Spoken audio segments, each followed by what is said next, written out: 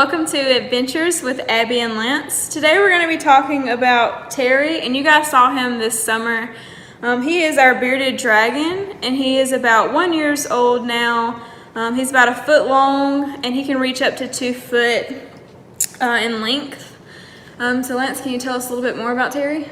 Yeah, so he is a fancy bearded dragon, which the difference between a bearded dragon and a fancy bearded dragon is typically fancy bearded dragons might grow a little bit larger and they have a different coloring to them. So as you can see here, he has the very bright tan and orange, and oftentimes in fancy bearded dragons you also have these spots of green where you'd see these black markings on him.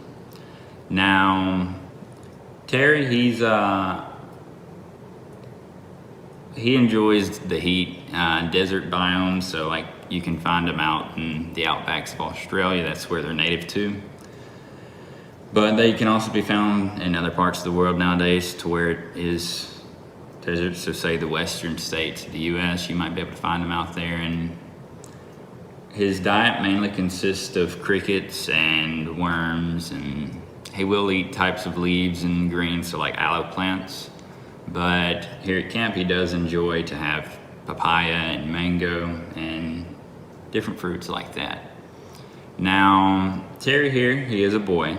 Now the difference in a boy and a girl, you can tell it just by looking at them.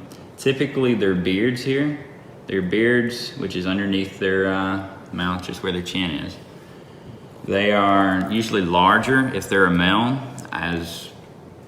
And a cool thing about his beard, so his beard changes to a black color varying on his level of stress.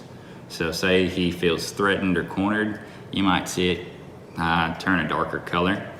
Now it has a few other things that might cause it to change colors as well, depending on his mood. Another way to kind of scare off predators that he does, aside from changing the colors of his beard and kind of puffing it out, you'll see him flatten his body out and angle it towards whatever he feels threatened by, just to kind of give himself a bigger appearance to predators.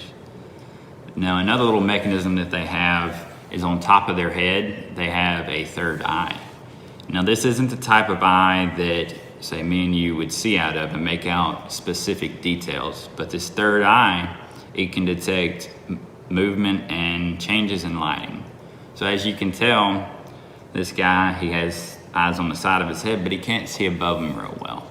And say that there's a hawk or some type of bird of prey flying overhead that wants to eat him, that third eye, say the bird casts a shadow over him, he'll be able to kind of make that out, turn his head and look up, and he knows that he needs to find some type of cover just to kind of get away from whatever's after him.